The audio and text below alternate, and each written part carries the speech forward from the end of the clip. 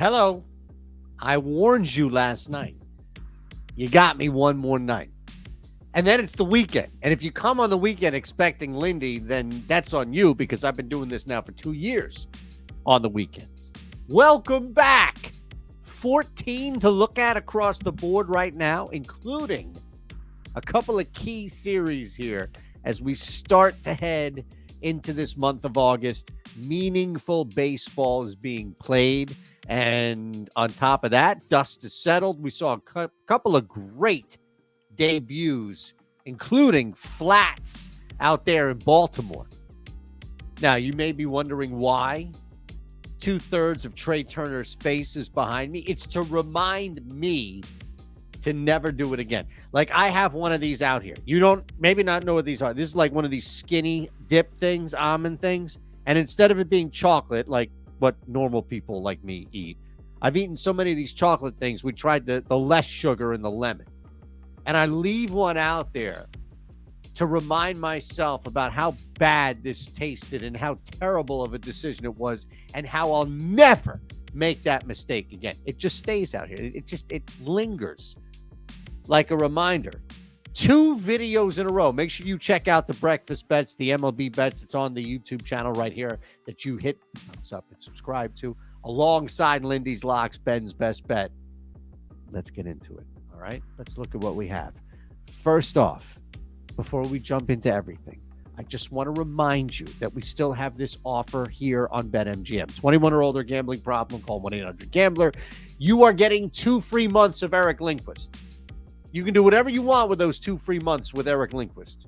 I'm giving you a freebie right here. Hey, maybe the Phils, they start feeling themselves. All right, Aaron Nola's on the mound. This is a prime spot for them to be upset. All right, just hear me out. This is the spot for them to be upset, and that's why you never know. If it's wrong, who cares? You get your bet back. Isn't that the beauty of it all? You get your bet back. There it is. We even have a QR code for you. So stop. All right. This is what we do for you. We hook you up. We make sure that you are hooked up, and we even give you QR codes across the board. You ready? Let's start. We open up early game here. Early game. What's changing for you right now? I guess would be my question. You look at this Braves team. What exactly is changing in this early start for one of the best, most potent road teams that we've seen in a little bit, right? I don't know how you would look at, okay, well, it's in Chicago. The Cubs, because the Cubs put up a ton of runs in their most recent series. That's fair. I mean, that Chicago was scoring, absolutely. Max Fried has not been absurdly bad in any capacity to expect that, like, he's going to give up a ton of runs. Maybe Atlanta takes a little bit to get going here, but it's not a matchup that I would fade. Kyle Hendricks, the 15K rate, 264x batting average.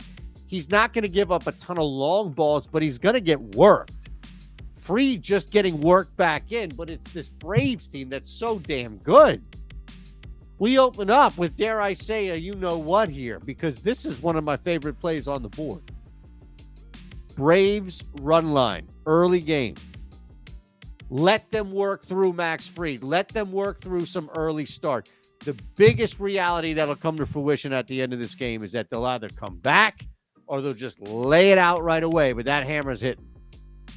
All right, that hammer's hitting. And I want to be there for that run line, so we'll jump in there. Next up, and look, we're always looking ahead, right? We're always trying to get some sense of advantage here, something that may change, something that may be bet up or down, right? That's what Lindy's constantly doing for you Monday through Friday. I'm trying to do it for you on the weekend. CLV, but it's also just about, smashing something ahead of time in circumstances, because shit happens in sports.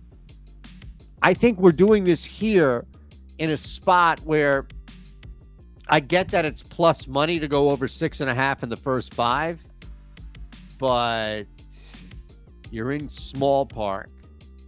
You've got Patrick Corbin in town. And Graham Ashcraft is such a willing host to give up runs, right? Come on in. What would you like? Doubles, home runs. It's on the menu. You could probably leg out a triple, right? You make the right contact. You could probably leg something out. I'm happy. Whatever it is you want. Great service is so underrated. That's tippable service. Somebody on the Nats should be leaving something under the bed pillow there for Graham Ashcraft specifically. Now, Patrick Corbin, we just anticipate he gets work because it's Patrick Corbin and it's Patrick Corbin on the road. 15.5 K rate for Corbin, 16.5 for Ashcraft. Nothing else is good. I mean, okay, I take that back. Patrick Corbin does have a 6.5% walk rate. Okay, that's fine. It's not going to be enough.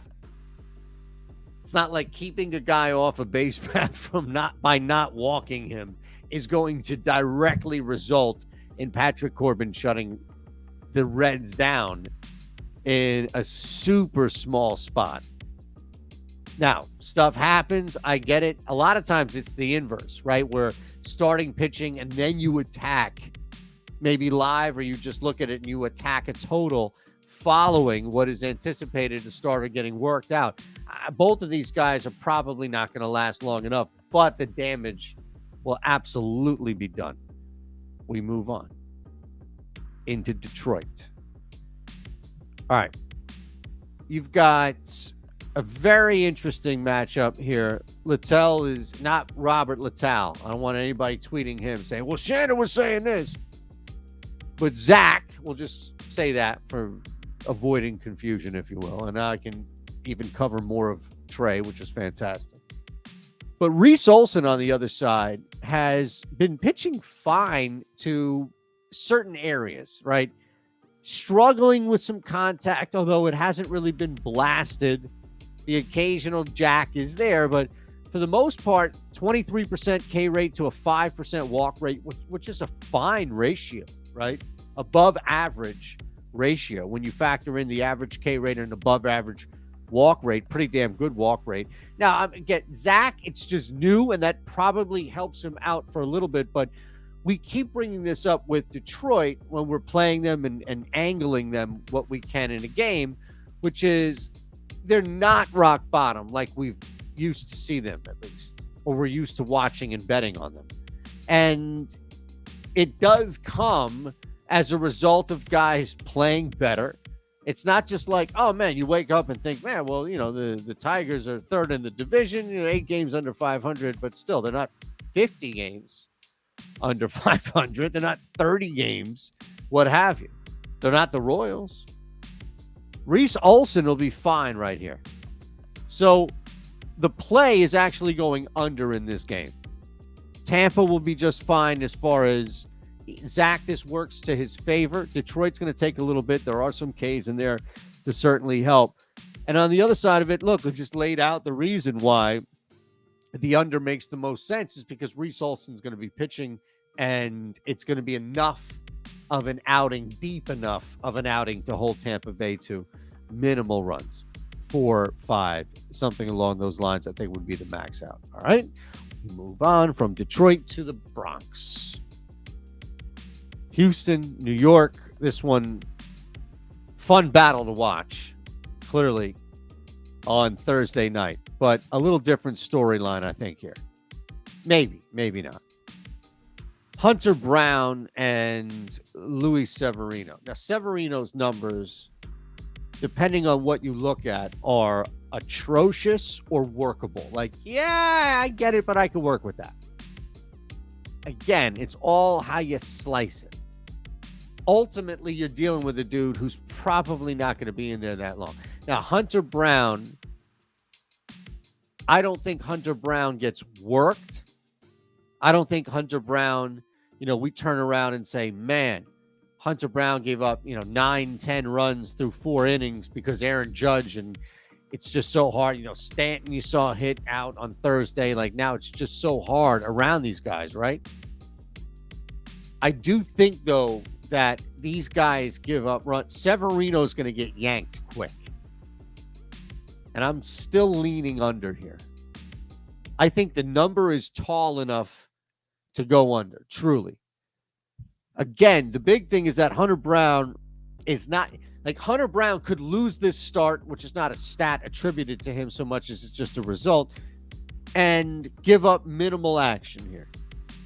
I think Severino, the Yankees are clearly aware of what's going on. They don't gain anything by watching this dude give up 8 or 9 runs through 3 innings. He's going to get pulled fast. So absolutely sign me up for an under 9. As I last saw it, this thing's going to adjust. You let me know what you see there as well. Look, I'll tell you this again, one more time here. Not only are you getting 2 free months of the Discord, we'll show you some stuff before we get out on the Discord, which is pretty cool because we've been on a nice run. Lindy there as well, Ben, Isaiah, 4 of us. We love you, and we want you to be a part of it. But let's just say you don't want that Royals play. You want something bigger, better, whatever. Just gave you 4. Braves run line over 6.5 first 5 with Washington, Cincinnati. The under in both the Tampa-Detroit game and Houston-New York game. Put those together. Sign up. Take 40 seconds out of your life. Sign up at BetMGM. Put them together. Make that your first bet. Now your first bet's a 4-leg parlay. You could put up to a G there. Maybe you just want to put $500. Maybe you just want to put $50. Don't let anybody pressure you otherwise, right? Don't let anybody pressure you to that. Don't let anybody pressure you to eat this dog shit thing, whatever the hell this lemon shit is. Get it out of my life. Like Trey Turner and any bet associated with him, get it out of my life. These things are awful. Just awful. Baltimore on the run line, one of my favorite plays. 2 in a row are coming up right now. Pay attention. Pay attention. Baltimore on the run line here coming up. Why? Because of who they're playing. They're playing a team that is just dead. They've got nothing left. They've got no soul. Take a second, all right? Pour one out. Tastes good. The blood of your enemies.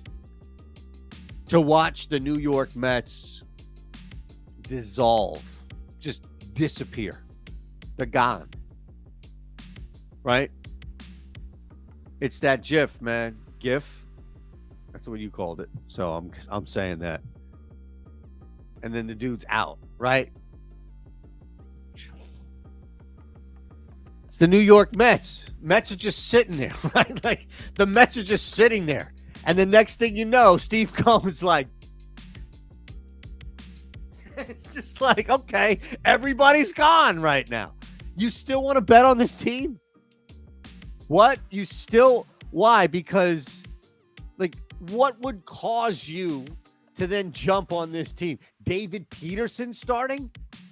What exactly would it be that would be the magnet for you to bet on the New York Mets? Get out of here. Dean Kremer's at home. I'm fine with that. Well, David Peterson's got a 24.5 K rate. You're always ranting and raving about that, you lunatic. Okay, but let's add circumstance to this conversation here. And the biggest piece of circumstance is that David Peterson's ball club is done. They have given up. In fact, if you closed your eyes and you just listened to what's going out there and you didn't know the names from team to team, you couldn't tell the difference between the Mets or the Oakland A's. Baltimore Orioles, run line, let's keep it moving. Nothing crazy, nonsensical right there. We continue to take advantage of a team that says, I don't want any part of this. I'm not going to be here. That's the magic. All right? Nobody wants to be there. Why would they? Get Trey Turner up there. Oh, my goodness. Aaron Nola's on the mound at home. Jordan Lyles on the other side. There isn't much. Jordan Lyles isn't giving up a lot of hard hit balls. He's also not walking a lot of guys. That might help. That might help. The fact that he's not giving up a lot of hard hit contact is somewhat intriguing in a ballpark against the lineup that can thrive. But as we just saw, 4-2, they take 3 of 4 against the Miami Marlins. The Phillies bats did not just explode. Maybe it's a little different northeast from Miami, but I don't think the breakout comes. In fact, there are two Nolas. There's just implosion Nola. There's like bad Nola. Like, oh my God, how can you pay this guy? I can't believe it. And then there's Wheeler Nola, meaning he just controls the entire flow of the game. And it's probably like a 3-0, 4-1 with the pen type game. Maybe it gets a little interesting, 4-3, something like that. But when Nola's on, and I do think that's the main advantage here. But again, as I just mentioned, I don't want to leave it up to circumstance and take the Phillies on the run line, nor do I want to just lay a big number for the money line. I think the better option here is to go under the total. I really do. It's one of my favorite plays. It's a Nola control game. You'll see this throughout. Not going to get the jack. Granted, Alec Boehm, Bryson Stott moving up in the lineup, fantastic, but you're not going to get the explosion that I think people believe is going to happen there. We move to Cleveland. White Sox, another team that has said, nope, Clevenger's on the mound. Okay. What are you balancing that out with? A squad that really doesn't look interested in playing much baseball for the rest of the year, right? I mean, they are under a really bad stretch overall, over at least their last 10. And since the break, it's just been more of the same, which is bad baseball. Here or there, you get a couple little blips, but for the most part, nothing. Logan Allen's at home. The 23-8 K to walk rate is fine for me. Cleveland is a difficult team. We know, we talked about that with Ks. On the other side, even with some guys low K rates, Jimenez, Vaughn, this is still just a bad baseball team. So just because you're not striking out doesn't excuse away your record, doesn't excuse away your inability to score, run differential, stuff like that. It doesn't work well in a matchup against Cleveland where the Guardians are still neck and neck. That's what I mentioned. Must-win type baseball. This is what you're going to get. You better jump on that squad that has desperation or at least something to fight for, as opposed to a team that's just showing up. And you're not in spoiler mode quite yet. All right, nobody on Chicago's waking up on Friday, August 4th saying, man, we got a chance to really spoil. Whew, knock them out. No, don't even think that. Don't bet that. Never bet that unless they really do have a chance to spoil something. And it's usually like a one-game thing. So I'm not going to let you jump into that nonsense. Let's move to Boston. One guy is holding this up, right? One person. You ever have that? Sometimes it's like, I'm not saying one person ruining it for the rest, all right? Don't say that because the game isn't over yet, and that's going to jinx our bet, you idiot. So I don't want you doing anything stupid out there by saying, well, it's like one person ruining it for the rest. No, it's not. If the bet doesn't hit, then it is. And I'm the asshole who did it. And then you can absolutely come right back and let me have it in the comments. But there was one guy who ruined it for all of us. He told us to take this bet. Next thing you know, yeah. But there's one guy in this Red Sox Toronto game that's truly holding us up. And it's James Paxton. Because everything else screams offense, screams runs, just mandates that you take it. Alek Manoah's on the mound. Great. He's in Boston. Fantastic. James Paxton. Look, the lineup for Toronto travels. They out-hit. I mean, even Matt Chapman has done a decent job of out-hitting a black hole of a K rate. Brandon Belt, not so much. But, for the most part, you've got a couple of guys in there who are either limiting Ks or can hit around that. There's power there. If you look at this like 4 quadrants, right? 1, 2, 3, 4. And each quadrant is either offense or pitcher. So you've got the 2 pitchers and the lineups. 3 of the 4 would just say, go ahead and do it. 3 of the 4 would say, go ahead and bet the over. The only thing that's holding us up is James Paxton. Is James Paxton going to throw a 9-inning complete game, 3-hit shutout? Probably not. Is Is he going to give up 2, maybe 3 runs? Absolutely. Can we get 8, 9 runs off an Alek Manoah start? You better believe it. Let's go over.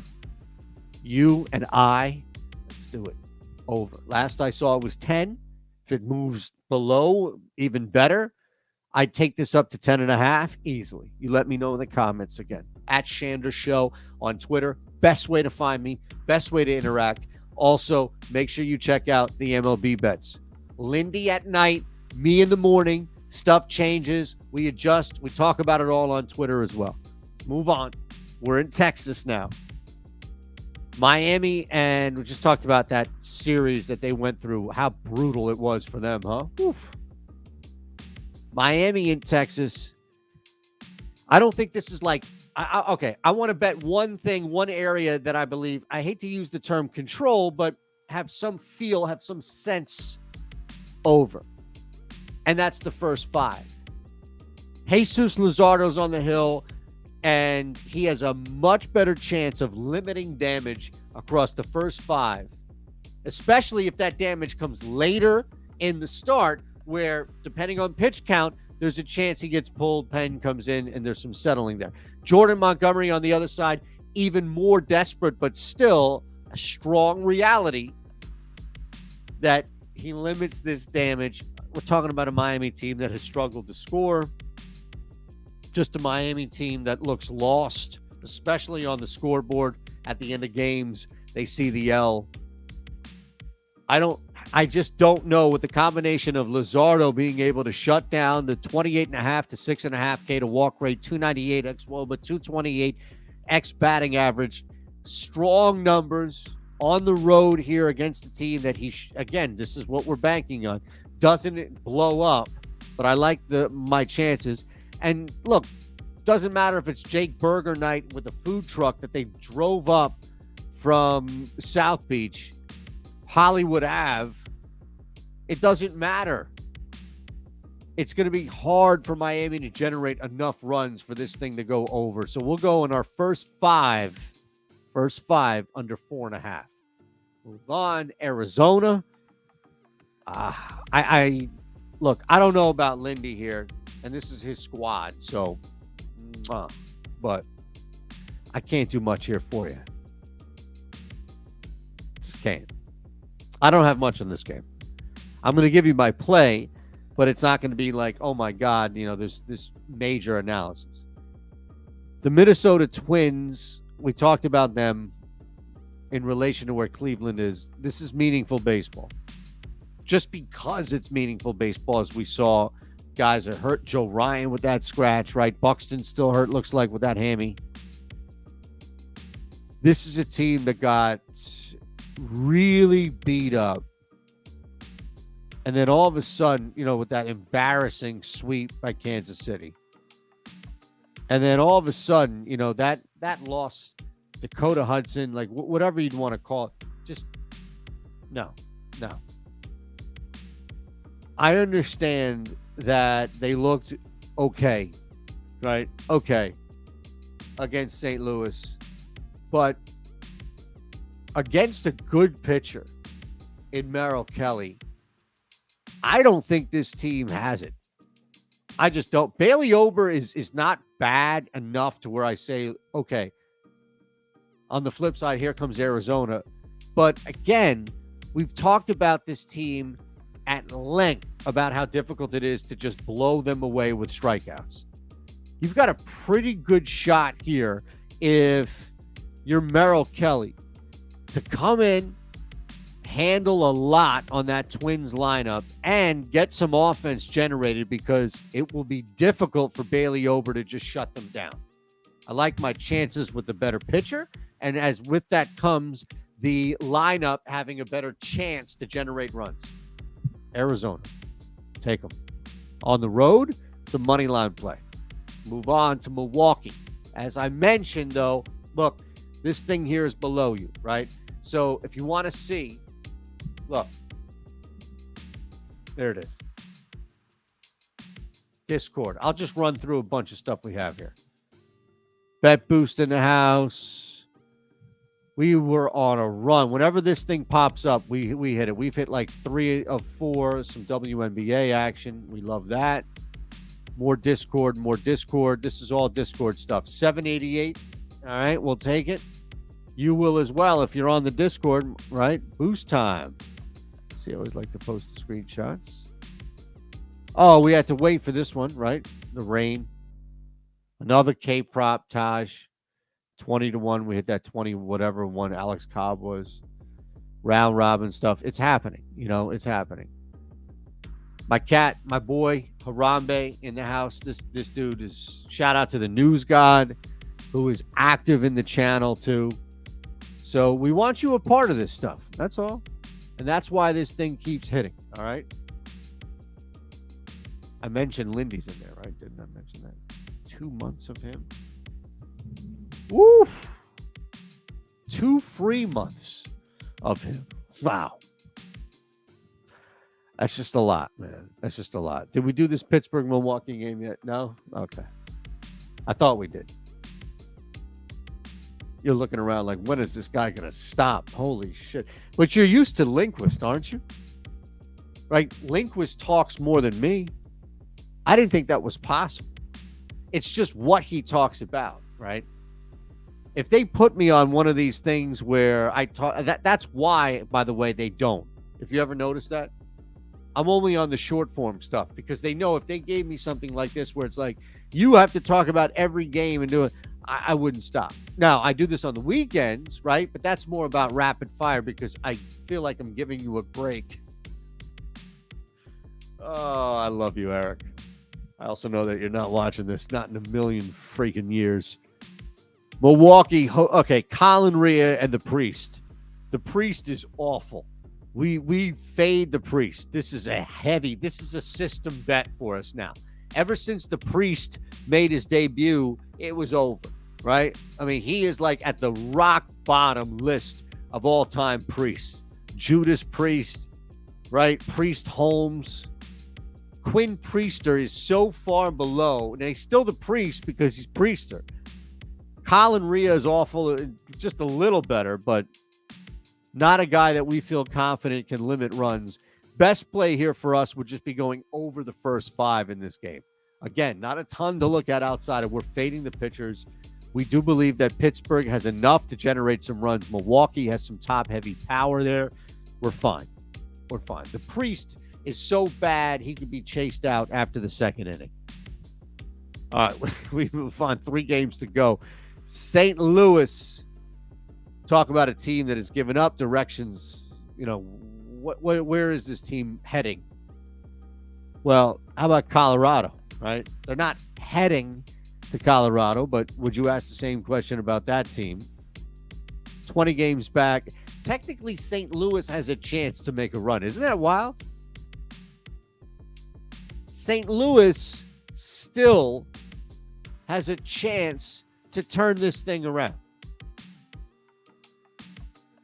They've played just over 100 games.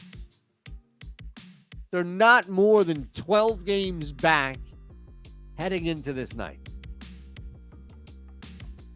I mean, this could happen.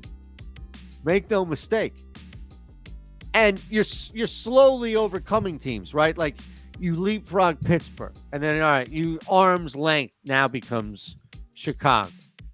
And then it's like, well, Milwaukee and Cincinnati, you can start that. This is not out of the realm.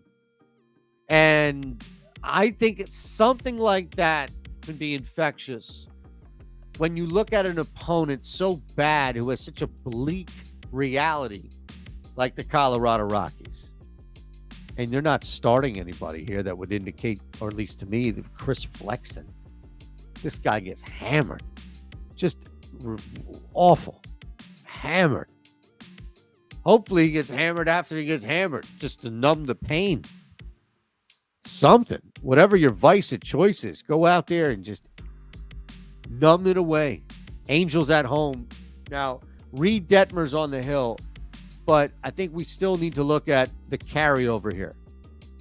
And you're talking about a guy who essentially has 3 pitches, 2/3 of them by a little bit are that four-seamer and slider.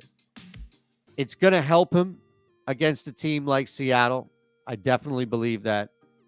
Doesn't put him over the top like, oh my God, he's going to strike out everybody, but it's certainly going to help him in this matchup specific with Seattle.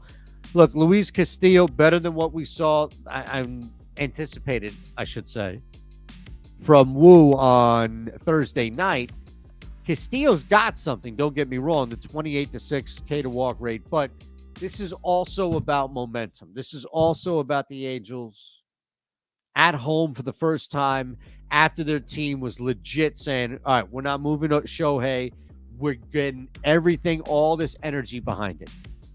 And I think this lasts. We talked about this for Thursday night. I think this lasts. You're going to see this carried.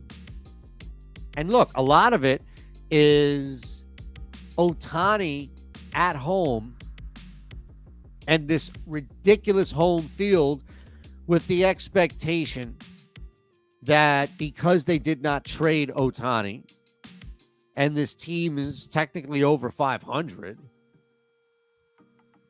they have a shot at a wild card. Okay. I can get with that. Last one. Hey, Yu Darvish and the Padres are going to get a lot of love in this game. Whatever the reason is. I don't know, outside of maybe people just aren't as familiar with Bobby Miller, or maybe they're coming off, if it's recency bias, I don't know what it would be. But this isn't a game that I think, and so much of this too is just what LA has done. Dodgers have just improved. They've brought in guys. They're deeper. Overall, this has not been a bad year for Bobby Miller. I mean, this is a guy who's still dealing 24 to 6.5 K to walk rate, 233x batting average, 294x WOBA. Look, Yu Darvish is a good pitcher, and he has spike moments where it's just tough to hit him in general. But I'm not going to just nudge or disregard Bobby Miller and say, oh, well, that's just not enough for me because they're going up against Yu Darvish. You've seen 6 Ks, 5+ Ks, and each of his 4 starts in what's 7? August, July? Thank you. Jeez. Tell you, man, 2-year-old, 7.5-month pregnant wife. We're living in like a pressure cooker because there's construction done. I know. I'm just explaining how I have no idea what's going on in the world. How come you didn't mention that Milwaukee put up 14 runs on the other night? Well, I'm sorry. You're right. I'm sorry. I should have. It's another reason why I think regression comes, but, shame on me. I think Bobby Miller's fine. A fine guy to back. The Dodgers are the better team, in my opinion, and I don't think that's rewriting any wheel here. We're getting them at plus money. I'm taking them. Love it. Favorite. One of my favorite plays on the board. Dodgers on the money line. All right. Let's get you out of here. I'll remind you, you like parlays, don't you? Look, I'll walk you through this stuff, okay? I'll walk you through this. We've got a link below for you to sign up. It's super easy because you're going to get just the Parlay Builder Plus, right? A couple of other things here, but 70% off your first month. It's less than a cup of coffee a day. If it's not, then you're just drinking the wrong shit. Sorry, you are. All right. Let's look back at some of our best plays here. And again, I'll walk you through all of that at Shander Show. You got a question, you signed up, you get the 70% off the first month. You don't know how to use the Parlay Builder. I'm here for you, okay? I'm here for you. Let's run through strong plays that we love. Atlanta on the run line. Baltimore on the run line. The under, Kansas City, Philadelphia. And the Dodgers on the money line. Thanks to Jacob for producing. Thanks to you. Thumbs up, subscribe. Make sure you're watching on Twitter as well. See you Friday night.